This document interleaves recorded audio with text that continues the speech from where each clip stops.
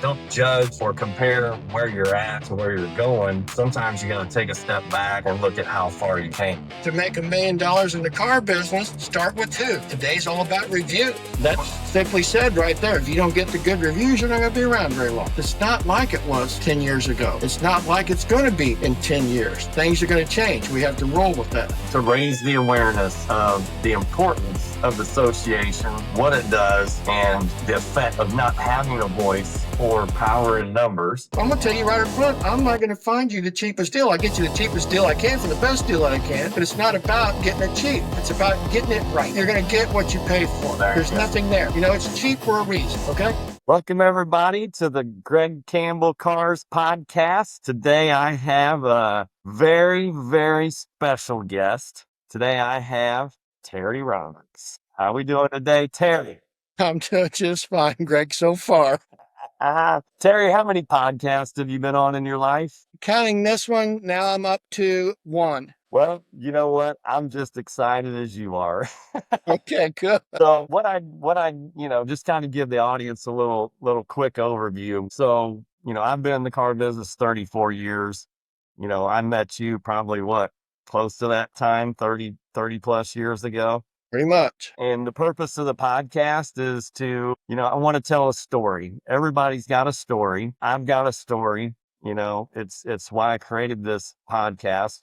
Number one was to tell my story and to share the story of other people that have been in this industry, in this business for a long time. And I think there's so much about it and so many things that are misunderstood, and the things that we go through, the things that we've been through, the experiences we've had is not only just, business lessons. I don't want this to be all about business, but also about life. Because, whether you're in the auto industry or whatever industry you're in, there's certain things that are universal truths and universal laws. So my purpose behind this is, yes, we're talking about the technical, the aspects of, your expertise and what you do, but also it's to share your story and your experience. Hopefully that sheds some light for other people out there that, may be going through things that you've been through, or they may be going through those in the future. And maybe that can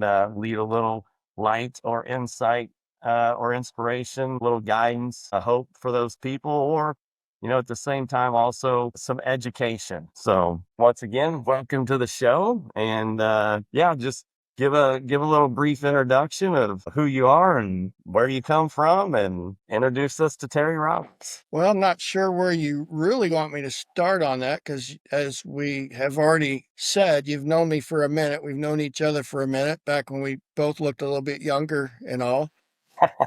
Some of the couple things you just said there briefly, I want to kind of go to, because when you talked about it, we don't want to keep it all about business, because I think where I'm at in my life is that's what I'm trying not to do. I feel like my purpose, and the reason I want to say purpose is because recently, Easter Sunday sermon, the pastor was talking about purpose, perks, and roles. You have a role in life, and what's the perks that you get out of that? And you got purpose in life. And what's your perks out of the purpose? Okay. And which is, what is your purpose? It's what everybody has to decide, because technically first, there again, our main purpose is basically the believing, and the acceptance and such. And you get down to basically the sharing. And I think that's where I'm at in my lifetime right now, is the sharing side of it, from what I have learned from a lot of mistakes, that I can help pass that on. And when it comes to the perks of what I get out of my purpose, is helping the people that see that they become successful. Don't want to tear up or anything here, but I'm just thinking about you and us doing this together now after all these years. And I've watched a young guy like you become successful. And I like to think I had a little something to do with that, over the years. We started, you asked about my background. Well, it all started basically when we first met, had to do with the insurance business. Okay. Because that's where this all started for me. I had an insurance agency, which we still have an little insurance agency, but I kind of specialized in the garage liability and working with garage repair shops, and then got involved with the dealers. And then that's how I got involved of really what I'm kind of doing today. I guess if I'm going to give out my official role, I'm executive director for the Missouri Independent Auto Dealer Association. So my job there is basically to help dealers on an everyday basis, trying to help them with their problems and such. And basically, in the state of Missouri, new dealers coming in are required to do a pre-licensing seminar. So I teach that pre-licensing where it all starts before they can even become a dealer. And then my goal there is to help the folks through that process, help them get up and running. And then once they are, be there for them for their future, to help them with their issues, their problems, and try to keep them up to date on the state and national issues that are going on. And basically, yeah, that's my retirement. And people ask me what I do. I said, well, I'm kind of retired. And I said, well, what do you do with your time? And I tell them, well, do the insurance and then the teaching the seminars and then running the association. So you're retired? Yeah, that's what I'm doing. So that's me right there. Well, it's wow, there's a lot to unpack there because That's what my wife keeps saying. well, it's interesting. So you stole my final question. So I guess, my final question was going to be, what is your purpose now at this point in your career? And so that's perfect because you already laid it out, and we'll circle back to that again. But it's interesting because, um, when I left, that's actually a part that I left out, kind of explaining why I created this show. I'm similar to you in the same thing of, recently I've realized what my purpose is, and I've, fallen into my direction now is more of servant leadership. And it's like you said, you've seen the journey. You knew me as the young punk kid full of, piss and vinegar and fire and ambition, and just, didn't have a care for the world, and just was 100 miles an hour and out of control. And to get to where I'm at now of living more a life fulfilled with purpose, and that's becoming clear, and that's to serve others, help others, and through my experience. And that's why I created my training and education program, BICON, is to give back to others. It's the solution. It's the education and training for those last 30 plus years of all of the trials and tribulations and all the setbacks and all the failures and all the learning experiences. And you've seen that. You've been in the business long enough. How many guys have you seen come and go? How many have you seen not make it? So yeah, and that was a big reason also for creating the podcast, was, me tapping into living my purpose of, I could never wrap my brain around how I could take this car business or this car industry and use it as a tool to serve others and help others. And that's what's became clear to me lately. And that's why I started the show too. And that's a big reason too why I wanted you as a guest. And it's perfect. You're the first guest, is because we have so much alignment in that area outside of the business itself, but also you've seen the journey that me personally that I've been on, which is, hearing you say that kind of makes me take a step back, put things in a perspective, and be like, wow. Because that's something even I teach. It's like, don't judge or compare where you're at to where you're going. Sometimes you got to take a step back and look at how far you've came. Yeah, because even though we both have kind of figured out what we think our purpose is, and when I say, what's the perk of it? Just like your role as a father, grandfather, or your role as a car salesman, your perks, a car salesman, where your perk is basically making some money selling a car. Your perk as a grandparent or something is just getting to watch those grandkids grow and everything. I think we both settled in, and I think we pretty much realized that our perk that we're going to have for what we're doing today, we're not going to get today. But for the folks that we might be able to help through this journey and help them bypass some of the mistakes that we've made, there's going to be our perk at the end when we can see that, well, they skipped that mistake, And I think that's where you're going to be successful in this, is getting guys that they're again directly in the car business, that you can share your experiences and help the new guys come along. I know that, and that as you say that too, I feel that because I know that's what you're passionate about. Because in the beginning, the younger me, it was all about the money. And most people in the car business, that's usually the primary driving motivator. And it's the also that instant gratification. Hey, I sold this car and I just ripped these people's head off and made X amount of dollars, and I'm getting a big commission check, right? And for me, it's like even, as a passion project, I do fitness and nutrition coaching because I just love seeing other people's transformations,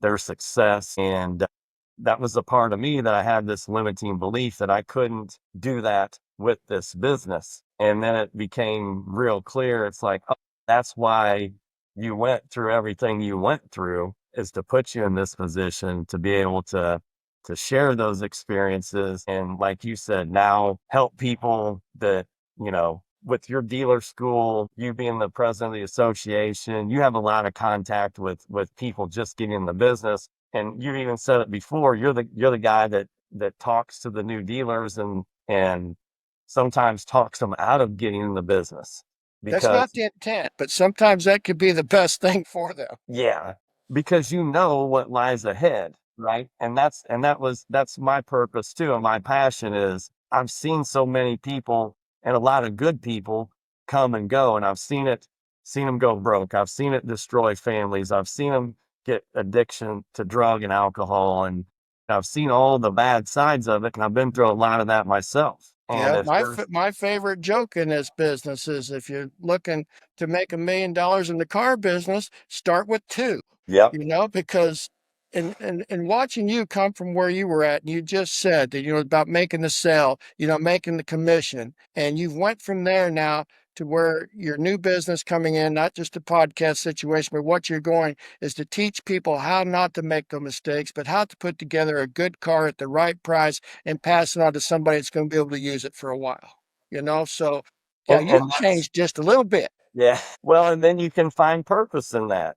Yes. Because you're serving others, and by doing that, you can be, rewarded, which is paid. And that's even, that's biblical, right? And we're all wanting to make a living, but I am a firm believer also that we can all do better together than we can individually. So if we're giving a helping hand to somebody and helping them on the way up, there's the perk. Yeah, So that was a huge motivation for me too, is when I got in the business, I had two mentors. One that was doing it by the book and one that was doing it the shady, every angle they could get way. And I was like, man, this way's a lot faster. This way's a lot gonna be a lot tougher and a lot more work. But growing up on the farm, I was like, I've always been able to outwork everybody. And, I had a good upbringing with ethics and morals and values. And I was like, all right, let me choose this.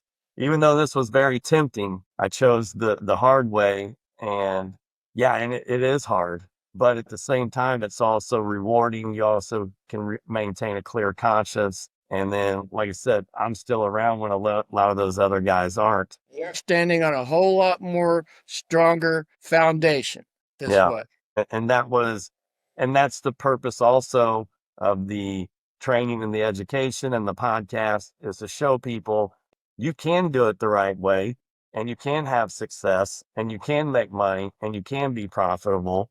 And people just need to see that that's possible so they don't get sucked into, you know, those other, angles or roads that you can get sucked into very easily. Well, my new folks every day that I tell them when they leave my classroom door that I can't follow them around and make them do it the way they're supposed to do it. And they're going to go out there and they're going to run into a lot of guys that say, no, you don't got to do it like that. Well, just like you just said, it's a decision you got to make. How long you want to do it, how solid you want to be. I can't tell folks enough to where the more honest you are and the better product you provide out there.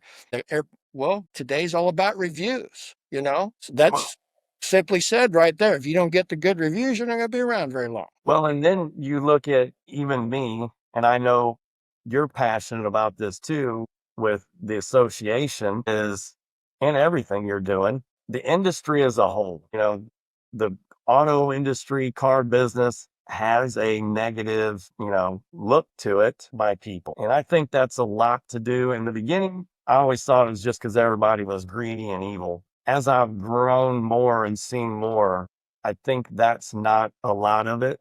I think there's more people that just don't know what they're doing. And by not knowing what they're doing, they make mistakes. They pass those mistakes on to the consumer, give the consumer a bad experience, and then that gives the industry as a whole a negative look. So, that's the bigger purpose for me is I'm looking to change the industry, the way people look at the industry. I'm looking to change uh, the people in the industry and the new and the next generation. Hey, we can do it the right way.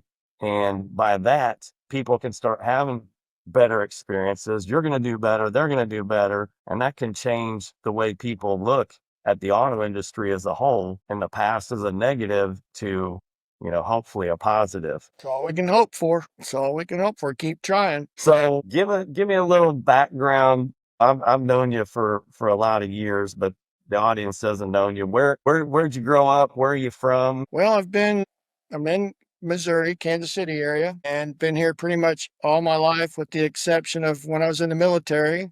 And I chose that over college. So basically, I graduated from the University of Vietnam because when I went into boot camp and they told me all these schools I could go to, I said, well, I wasn't really crazy about going to any more schools. So they said, fine, and put me on a nuclear powered ship and sent me to Vietnam 3 times.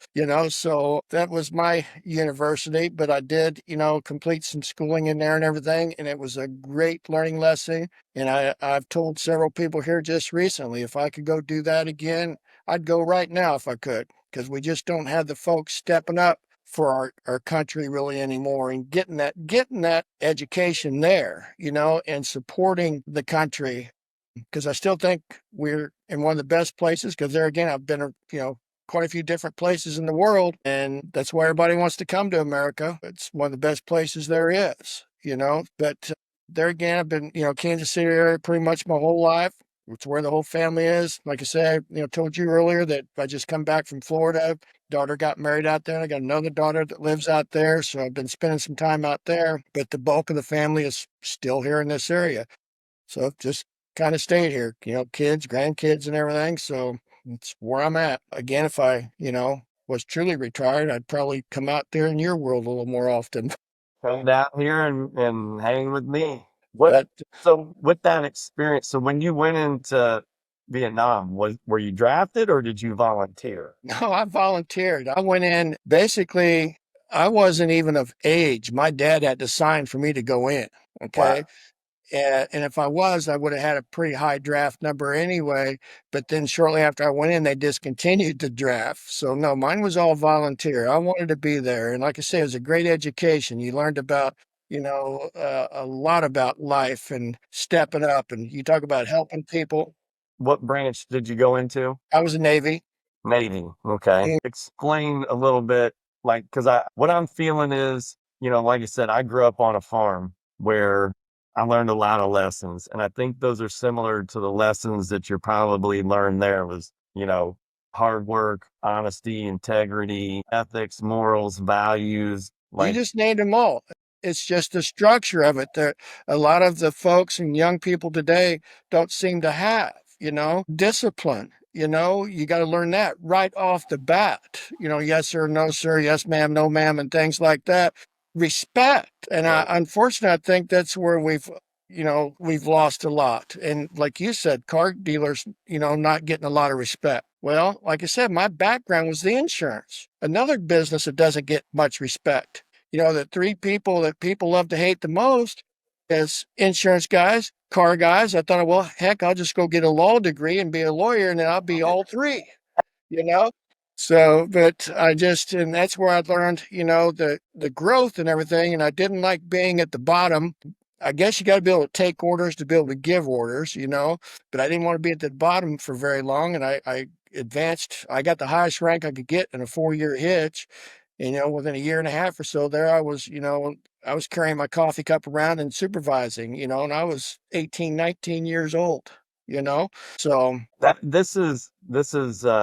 yeah, I love this because this is exactly these types of ethics, morals, values, experience. This translates into anything you do in your life. I took that foundation and applied it to the car business. If I would have went into insurance or whatever business it would have been, I would have carried that same foundation into that business. And yes, I agree. I think we're lacking that a lot nowadays.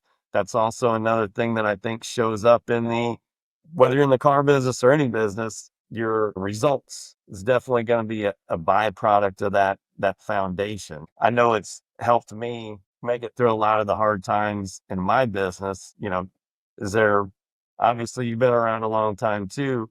Can you share maybe some of the battles or the hard times that you had to fight through and, in the insurance business or in your business that you leaned on that experience and then and those values that got you through that? well, that's a pretty simple answer. I think you're gonna have the same answer because of your background, the farming and stuff. But I just, I like getting back up. You get knocked down, get back up. I don't want to stay down. You get bucked off, you get right back on's the saying we got on the ranch. Yeah, another little experience that I guess I can share, and you might remember this, but to see what year, 2016, I had a heart attack.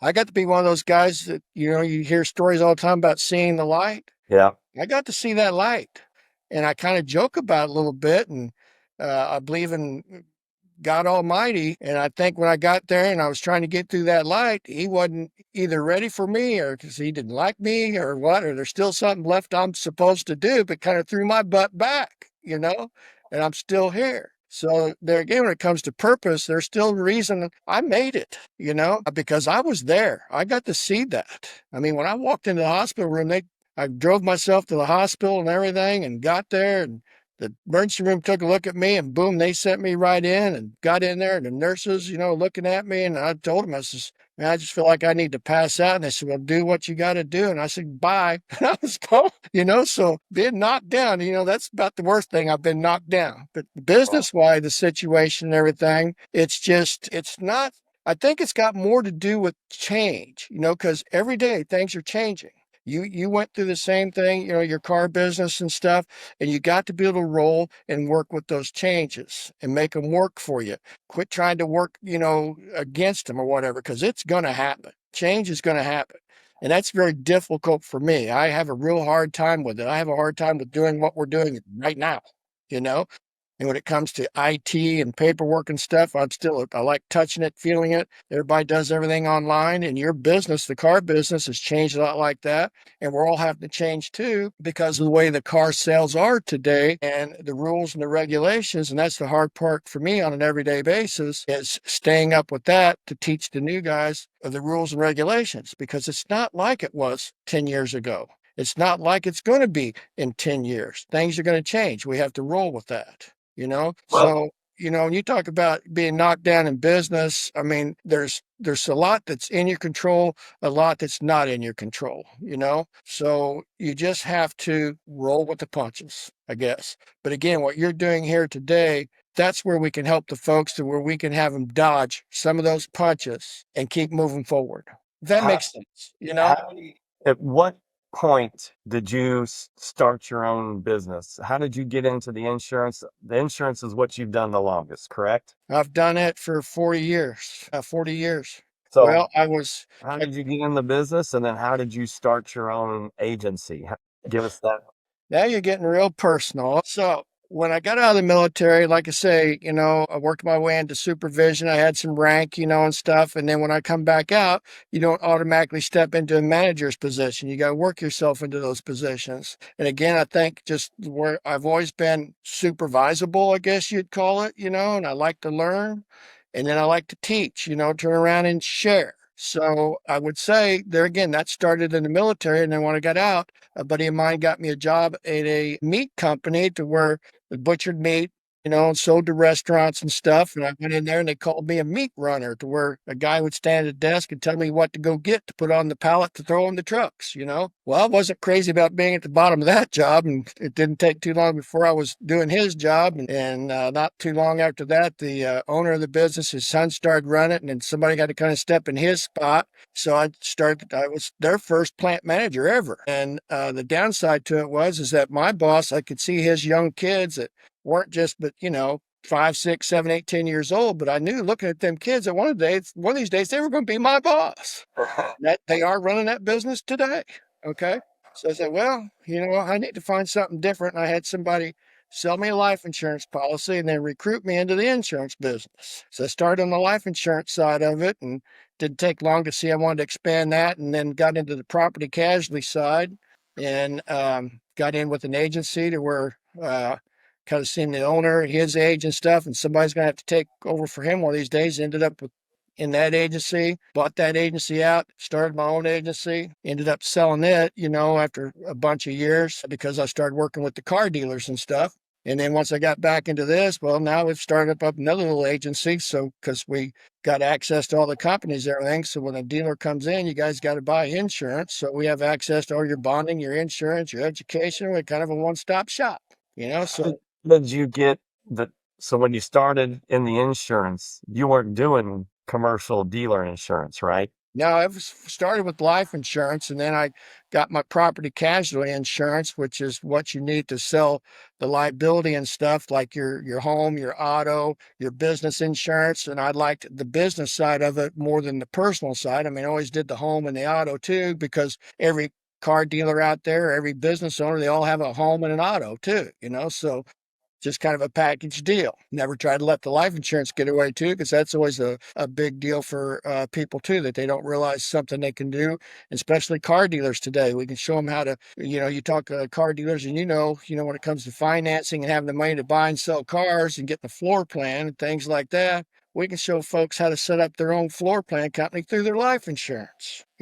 So just a lot of availability out there and education and guys that folks can learn. So that So, I just got to where I concentrated on, dealers, and that's how I met you. And then when I got involved with the dealer association, it was to sell insurance. And then the previous director there, I was working with him, and then the state of Missouri started, making dealers take a class. So we put that together, and I was helping him with that. And he decided to retire like in 2015, asked me if I wanted to take the whole thing over. And I didn't think about it long enough and said, yeah. So that's when I started running the association. Of course, a year later, had a heart attack. What that's got anything to do with it? I wouldn't know anything about that. Putting so much on my plate that you like want to explode. So, So I see. So we got three segments here. We got the dealer insurance, we got the association, and we got the dealer school. So I want to touch a little bit specifically on each one of those. okay. Let's start with the insurance first, because once again, we're talking about helping people, educate people, helping people from making mistakes. Okay, this is a huge one for me, because when I met you in the very beginning, us dealers, it was a requirement that we had to have insurance, otherwise we may not even had it. And we wanted it cheap as possible, right? We weren't thinking about anything else other than, yeah, I gotta have insurance. I hate insurance, and I just want it cheap as possible. That was kind of the goal in the beginning. Fast forward to a few years ago, we circled back and connected, and I was at a point where I was starting to accumulate some, let's say, cash assets, right? Getting a little older in my age to where I'm thinking, a little wiser. I want to believe. So I reached out to you about my insurance, and we kind of went over it, and you looked at it and you're like, this is not good. And, at the time I was still in my mentality of, and just want the cheapest thing possible.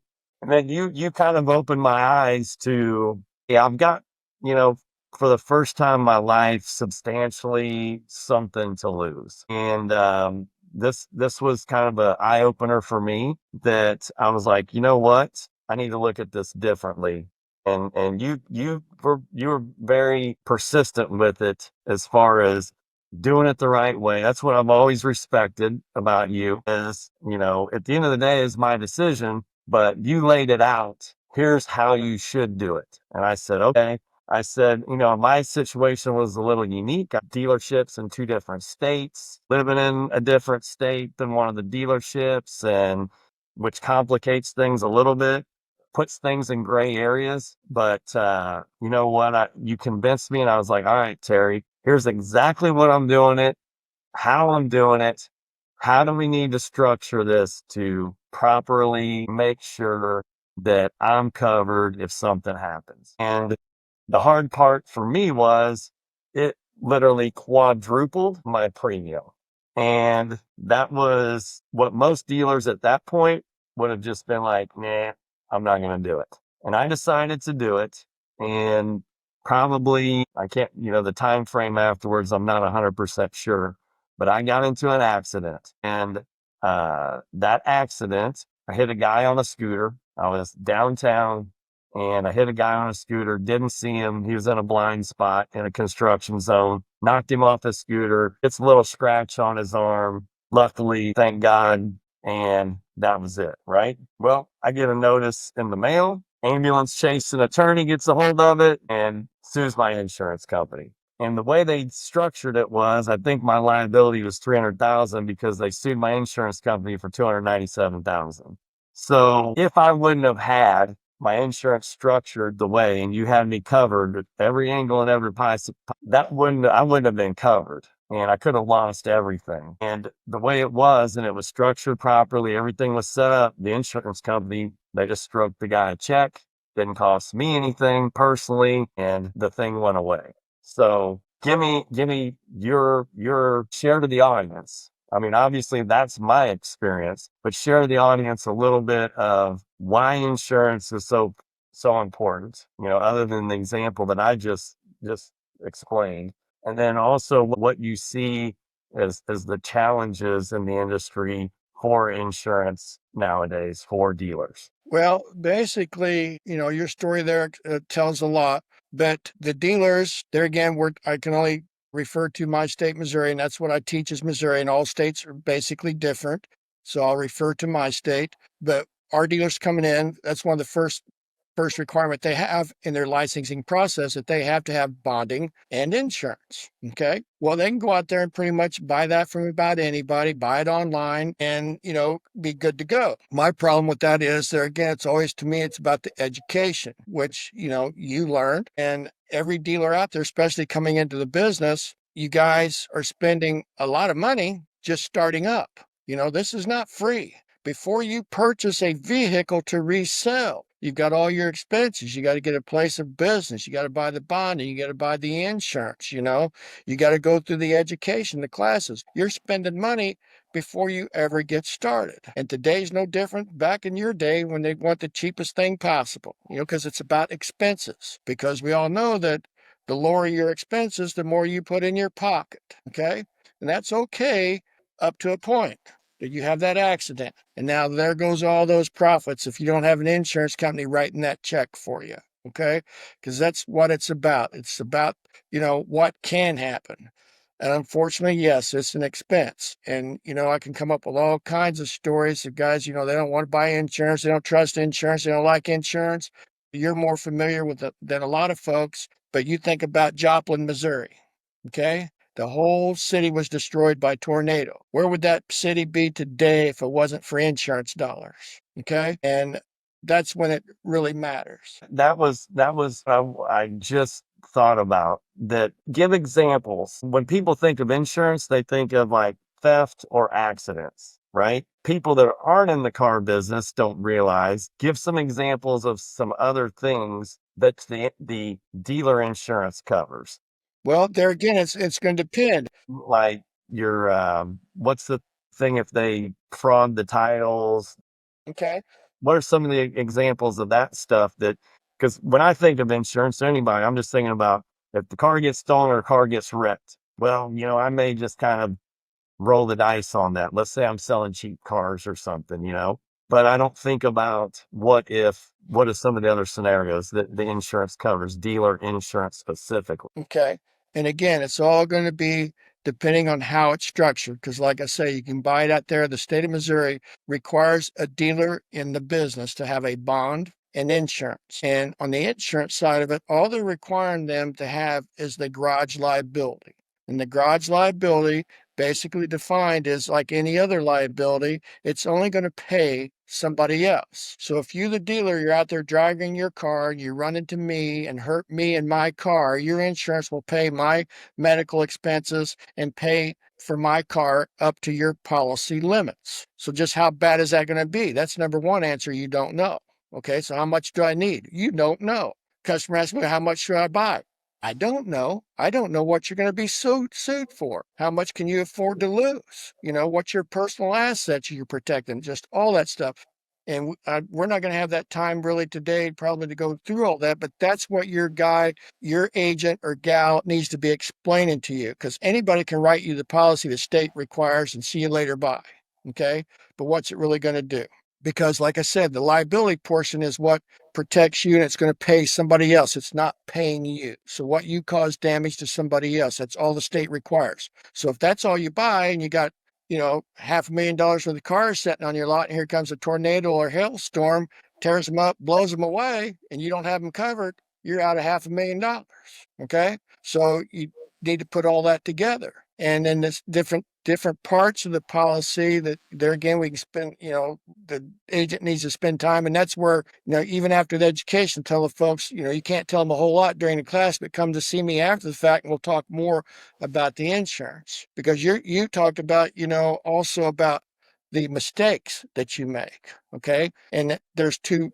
And when I say state requires bonding, okay, well, bonding means, that's not a liability insurance. That's basically for your basically something that you do wrong. It's like your professional liability. Okay. So if you screw up a title work or an application or something like that, and somebody sues you for that, well, liability is only going to pay on the insurance side if you cause them bodily injury or property damage. Well, if you mess up their paperwork, that's not bodily injury or property damage. So now they're going to get into your bond. Okay. Well, and the downside to that is anytime they get into your bond, if the bond company pays and you have to keep a bond, here comes time to renew your bond. Well, now it's going to get canceled because they had to pay a claim. So, my class, I tell everybody, it's a bond, something you got to buy, but it's something you never want to use. Okay. So there again, your agent has to be smart enough on the garage liability side, because there's parts of the insurance policy you can add to that will cover some of that bonding stuff to where you can stay away from your bond. Keep it in the insurance. Okay. So there again, it's about structure. It's about the person being able to educate you. Because again, not everybody specializes in this. All right. So This you is got there this is again, the bonding side, like you make a mistake. One of my largest claims, or it was my largest claim ever, $1.2 million. It started with one of my buy here, pay here dealers, and they were sued because of basically their contract. Okay. What something had said in their contract. Okay. Well, the insurance company starts representing it. And of course, your insurance company also becomes basically your lawyer. When you turn in a claim, they start covering your claim, and they put a lawyer situation on it, and they start battling it. And that's why some insurance companies at some point, sometime, they might just write a check to make it go away, because it will cost them more to defend it than it will just to pay the claim and make the person go away. And that's the sad thing, and the part that the attorneys have learned, they will be able to go do that. like the Recently, one that got me. He knew exactly what he was he doing. knew exactly what he was doing. Yeah. I had one currently working here that the guy was getting sued for 30 million. He sold a little motorcycle. The gas cap popped off while some kids were racing and playing chicken, and one of the kids got killed, and he was getting sued because he sold the motorcycle. Now, what liability did he have? He never made the motorcycle. He never designed it. He never manufactured, but you're the dealer. You're brought into the suit, and you got to have coverage. And if he would only had $100,000 worth of coverage, do you think maybe they're going to stop there and start coming after some of his personal assets? And that's what you want to do. You want to make sure you got enough insurance in your business that you keep people away from the personal assets and stuff because you experience it. The guys don't want to stop. They want to come and get as much as they can. So you can't emphasize enough for the new guys coming in or even the older guys that haven't spent a lot of time thinking about it. Get protected, you Yeah. know? Like, so yeah, I know we could talk forever about Yes. insurance, but here's the main takeaways. Bond and insurance. Because here's the thing. Doesn't matter if you sell 1 million cars and make $1 billion. If you don't have the bond, you don't have the insurance right, it can take you out of business like that, right? And you won't even be in business without it because they won't, in our state, they won't even let you get licensed without it. So anybody that's going to get in the business got to have your insurance, your bond, and make sure it's set up right. And just don't go for the cheapest. And ask your agent questions. If you're in Missouri, you can reach out to Terry. If you're in other states, hey, shop around, talk to a few agents, ask them the questions that you've heard me and Terry talk about, and you'll get a feel for if they have your best interests at heart or if they're just trying to sell you something, right? Yeah, they'll just go after the commission dollar and sell you. Like the guy says, "Well, I just want the cheapest I get." Okay, they'll put him in something. See you later, bye. And then when he has the first claim, he doesn't have the protection he needs. Now where's he at? Yeah. Rest my case. Yeah.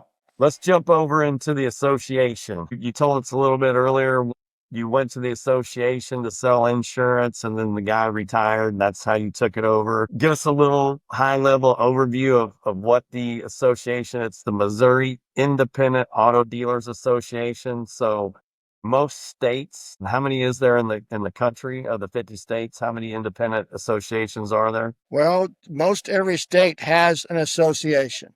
And then there's also national, that's the umbrella, right? Right. And there you become, if the state is involved with the national, which most states are, then if you join your state association, you automatically become a member of the national. So we protect you on a state and federal level. So give us a little bit of a, like I said, a high level overview of what the association is and what it does and what its purpose is. Well, the purpose basically is kind of like the dealers' chamber of commerce. Businesses join the chamber of commerce for the benefits, of basically marketing and having access to different benefits and stuff into the chamber. Well, that's what the association really does for its membership. And don't get me wrong, just like everything else, the sad thing in Missouri is we got one of the largest states, the availability, be one of the largest associations in the nation. Currently, we're one of the smallest. We're currently running a membership drive trying to get more people to come in. But it's like everything else, it's been most difficult for me. And because most people won't get involved with their association until they need us to fix something for them or help them. And then they'll want to jump on board, And that's what makes it difficult because if they're not on board before, then there's a lot of legislative rules and regulations to get passed because we don't have a very loud voice. You know, that's the part about membership. The more members you have, the louder your voice. So your representatives and stuff, they care. They listen. If you don't have a big representation, then they don't figure they're going to lose many votes and they don't pay much attention to you. So this And that's some of the, this is the opportunity and this is what I want you to explain because I think this is the reason why there's not a lot of members is because the misconception of what the association is and just the lack of knowledge of the association. Something that happened in your state that recently got passed was collecting sales tax. Missouri was a state that didn't have to, their dealers didn't have to collect sales tax. And they just recently passed that. You were saying that now the dealers have to collect sales tax. And I know with Kansas and Missouri that, there's the state line runs down the middle of the city for people that aren't familiar. You got Kansas on one side, you got Missouri on one side. Kansas has always made dealers collect sales tax. Missouri dealers didn't have to collect sales tax, which is a competitive advantage for Missouri dealers because I deal with a lot of buy here, pay here dealers. In Kansas, the buy here, pay here dealers, when they sell the car, they got to collect the sales tax. Well, a lot of times the people don't have the money for sales tax. Now they're financing the sales tax and the cost of the car, which is more exposure they have. Versus Missouri, they don't have to collect the sales tax, so they're not having to finance it or figure it into the deal. And now that kind of edge or angle has gone away. And, hypotheticals, but if there was a strong presence in the association with a lot of membership that you could have went to the state and you guys could have battled that, is there a chance that maybe that law didn't get passed? Very slim chance now that that will get backed away. But that's where we were over the years. We were only one out of 5 states through the nation that were left that were not collecting sales tax. So it's been kind of going to happen, but we put it off, and then here come COVID, and then we lost a lot of membership. Our voice, got weaker and weaker, and they got it shoved down our throats without, I didn't get to testify for or against it or whatever, just because they just run it through there. So now we're going to have to collect the sales tax, which was supposed to start January 1 of 2024. And here we are almost halfway through 2020. We haven't started collecting it yet because Missouri got over their front of their skis there and they passed the law, but yet they still didn't know how to do it. So, and why they couldn't go ask one of the other 40 states that was already doing it how they was doing it, I don't know, but it is what it is. And so now they're putting together their new computer system and everything to make this happen. So, the dealers are communicating with the state on a direct basis. They started allowing dealers to start collecting fees a while back. And that's when I told dealers back then, well, be careful, because now that the sales tax thing is going to be coming next, because the state started keeping a percentage of the fees and put it towards what they called their technology fund to help build that computer system. So I said, look out, here it comes. So a lot of dealers did quit charging fees at the time. But there again, your franchise dealers control, a lot, and they have their own association. They got deeper pockets and stuff. So it's kind of hard to battle with that. But it's even expanded. I don't think we had this conversation, Greg, yet, but it's getting even worse. We here in the state of Missouri, and I lost some communication with the state here in the last few weeks and wasn't getting responded to or what, because that's one of the advantages I did have. If a dealer needed some help, I had some folks I could talk to and, get them help. And all of a sudden, I was getting ghosted. Well, what has happened and what part of the change is going to be, and when we start collecting sales tax here in the state of Missouri, that's not where it's going to stop. Okay. Because when I went down to the state and they passed that law, and I said, all right, well, now how do I teach this in my seminars and stuff, tell my dealers how to collect the sales tax? Because I'm not quite sure the number of different cities and counties we have in the state of Missouri, but it's a lot.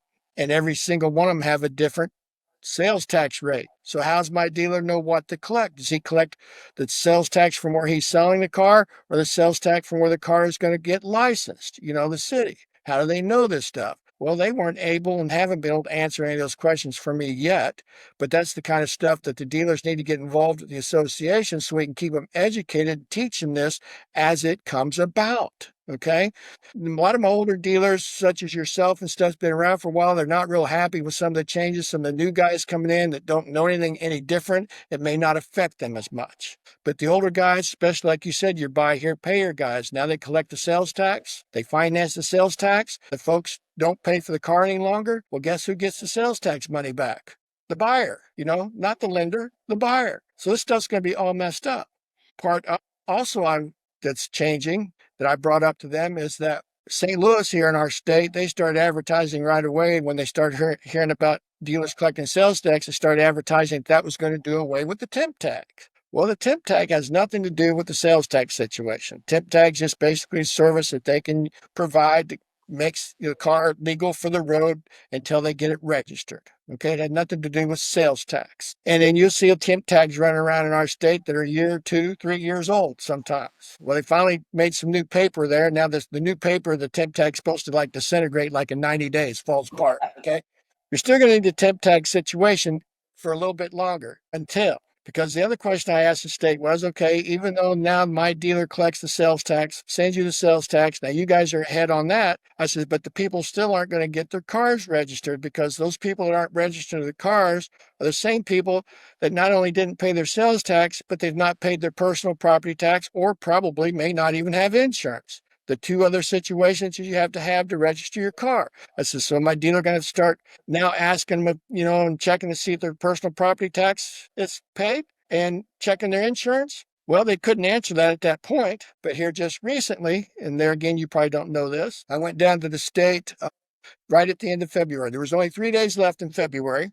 because was told this because I went down to visit with my dealer administrator for dealer licensing and the folks that work down there, and I was buying them all lunch. I'd like to stay close to them, stay in contact, to make sure we all know what's going on. I like to help as much as possible to help my dealers get licensed. Well, I was informed at lunch 3 days before March 1st that come March 1st, my dealer administrator for dealer licensing was no longer going to be my dealer administrator for licensing.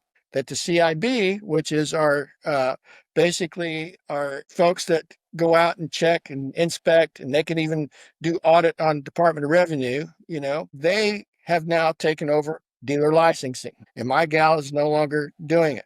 And I've had a couple of problems here recently trying to get fixed. Could get nobody to call me back. Now, fortunately, while I was out there in your state, that was a good thing. I guess I'll leave town more often, but they finally communicate back with them. We set up some appointments to get made with them to get back on the same page with the CIB, because basically they're going to be running dealer licensing, and those are folks I need to stay in contact with. But in addition to not only collecting sales tax, now I hope I didn't cause this by asking my questions, but my dealers now, yes, they're going to have to be able to check to make sure that the personal property tax is paid and that their insurance is current. And when they leave the dealership lot, they will not be leaving with a temp tag.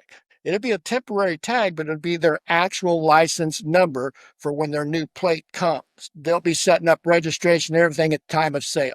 So my dealers will now be DMV dealers. That's basically what I'm thinking this whole time. Now they're going to make the dealers the DMV. Mm-hmm. Now, what's going to do to our DMVs? Those are privately owned businesses too. The dealers doing all the work. What are we going to do with the DMV? Some questions I haven't got answers to yet. Yeah. Well, and the main point was to raise the awareness of the importance of the association, what it does, and the effects of not having a voice or power in numbers, right? That the dealers just look at it as, oh, I'm not going to pay the fee, and the association fee is how much a year? We're only $299 a year, gets you in the state and national. Yeah, so it's like literally like most car dealers are blowing that at the bar at happy hour. Right.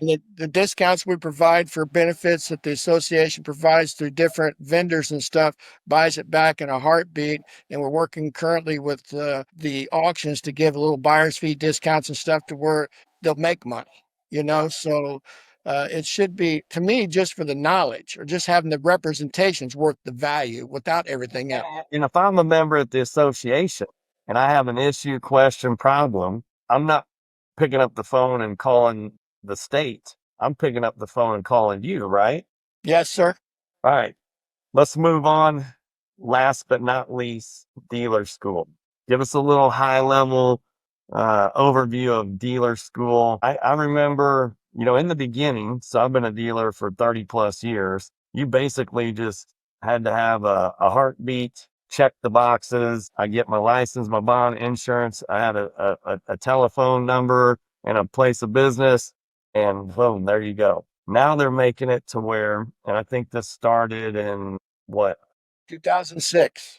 2006. Okay. Now they're making dealers take a class. A lot of states are moving to this because once again, we're going back to what I was saying before. I don't think every dealer is evil or greedy. I think a lot of them are just uneducated and they don't know what they're doing. They just don't know. Right. So that was a big reason for the dealer class, dealer school. So these have been in person is what you taught them, right? A lot of them are going online now, but just give us a little overview. I remember coming to it. It was a 1-day class, but just give us a little overview of what it is and what you cover and what it's for. Well, when you came to class, it was down to just a 4-hour class. When we first started this back in 2006 and put the program together for the state, it was 2 days, 8 hours a day. It was a lot of information. Now we got to shove that information out in a 4-hour period. And plus, in the last couple of years, in order for me to teach that class, I have to be licensed, just like I had to be licensed to sell insurance. Well, I had to be licensed to basically teach this class. Okay. So is that something every year that you have to get? I have to reapply for my license every single year. Yeah. Okay. And the reason is for anything that changes, laws change, because and I'm sure you'll go over this, the whole purpose of the class is the laws and the correct way of doing things, right? Well, quite frankly, I mean, there again, as an insurance agent, I had to be licensed. To maintain my license as an insurance agent, I had to take continued education every year to renew my license. Most every business out there, your attorneys, your doctors, your dentists, hairdressers, barbers, they have licensing. Our car dealers did not have to be licensed. They're basically fall under finance, and they had no license. Didn't have no requirements. Like you said, if they had a heartbeat, they could be a dealer. Well, so the state finally realized, well, they need to be doing something about it. Now, we still do not require any continued education. Plus, the other downside, again, in my opinion, is the only person that has to be licensed is the person that owns the dealership. So if he's got 1, 2, 10, 15, 20 employees, they're not licensed. They're out there selling cars and stuff, and they're not licensed. But the dealer is, the owner is. So he's responsible for every single one of them. So I think we still have some room to work there. And I think they should have to do some continued. But there again, that's only to me a value to that dealer to stay up and stay out in front of things and stay educated. Give us kind of the bullet points of what you cover in this class. Like, Yeah, do I need to take this class? What's the bullet point in the purpose? class, the main bullet points that we need to cover is basically how to get licensed, the compliance, the issues of getting licensed. Point out some that, the guys that some of my, of course, we don't have an exclusive on there. So there's other vendors out there now too. Okay. They've got nothing to do with the association. All they care about is selling the seminar and see you later. Bye. We're here every day for the guys. Okay. And gals. So to highlight, is what you have to be able to get licensed. And that's where I like to stay working close with the state. So our guys, when the stuff gets down there, we know it's going to get approved and they got no issues. But one of the major things is, again, if they call me beforehand, I'm sometimes, well, there again, I think my purpose is here to help people and I might give away too much. Instead of requiring them to come and pay me to take the class, I'll tell them up front when they call me, well, are you a felon? If you are, you can't be licensed. And the state of Missouri's even tightened up here recently in the last 3 years. If you had a DUI or a CNI, you might not get licensed. Okay. And you got to be able to get bonded. All right. So that means you have to have decent credit to get bonded. And then you got to have what we call a bona fide place of business. You just can't be selling your cars from a podcast or from the internet. You got to have a brick and mortar type building, a location. And here a few years ago, they added to that definition, and it must be occupied. So to be a dealer, you got to be at least 20 hours a week within 4 days. No sales on Sundays. So Monday through Saturday, you got to be there at least 5 hours a day for 4 days. If you're not, you can get written up. You're out of compliance. And that's when the CIB, that's what they are, Compliance Investigative Bureau. They'll come and write you up and you'll get fined and everything. So you have to be at your licensed location where people are going to buy your cars from. Now, again, today, that's one of the downsides for Missouri, really, is because the way the business is changing. A lot of the Facebook stuff, the internet stuff, and as somebody in class always asks me, well, if I have to have a bona fide place of business, I got to be there where I'm advertising my cars and stuff. Well, how's Carvana do it? Because they sell a lot of online, but yet they have all these brick and mortar locations. Everything happens at that location. And then we won't get into it because it takes longer. It's one of the reasons they need to come to the class, but some of the laws and the changes that's kind of, again, in my mind, kind of screws things up a little bit. It just muddies the waters, where the state's kind of allowing dealers to do some certain things this way. But you know, it, that's why you come, is to learn the rules and the regulations, compliance, not just on a state level, but dealers, they're subject to federal law also, you know, and those are the things that they have to learn. So that's what we teach in the class to help them get licensed, and then the compliance to try to keep them in business. That's what they learn in a 4 hour period.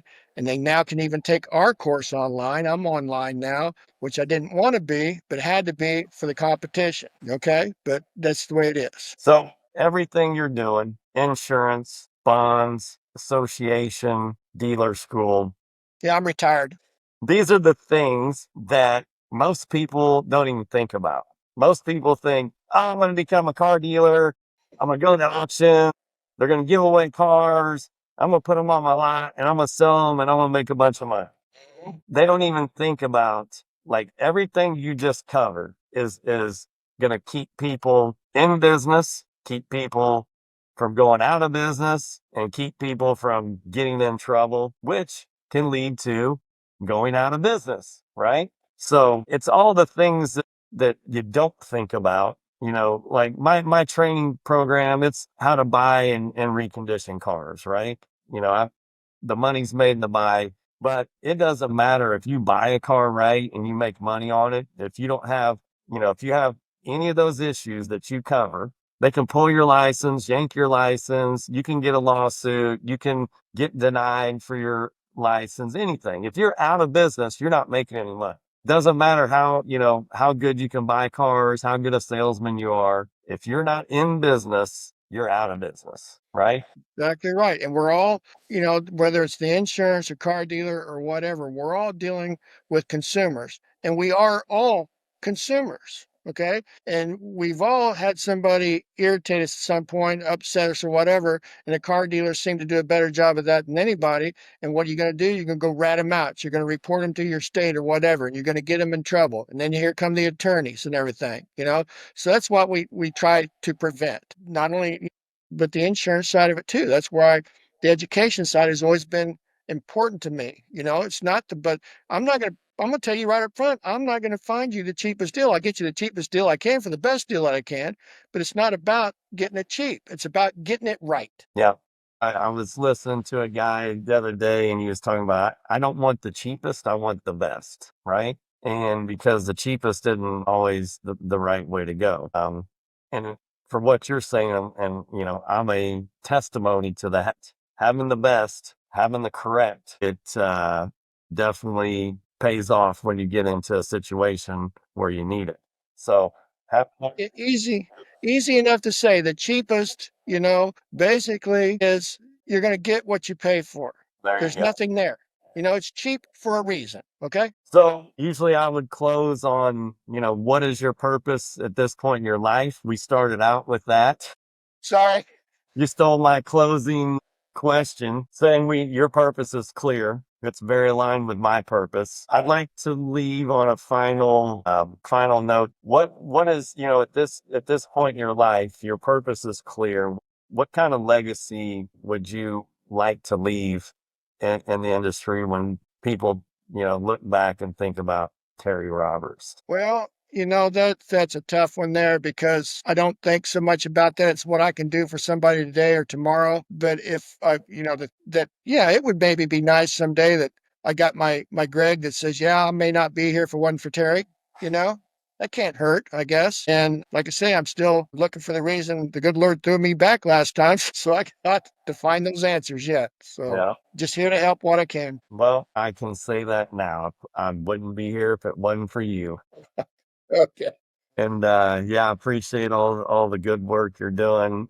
It's definitely definitely purpose driven. That's what I am. That's what I stand for. That's the people that I like to associate myself with and connect with. So if people need insurance, if they need a bond, if they need insurance, if they need a dealer class, anybody that wants to become a dealer in Missouri, how do they get a hold of Terry?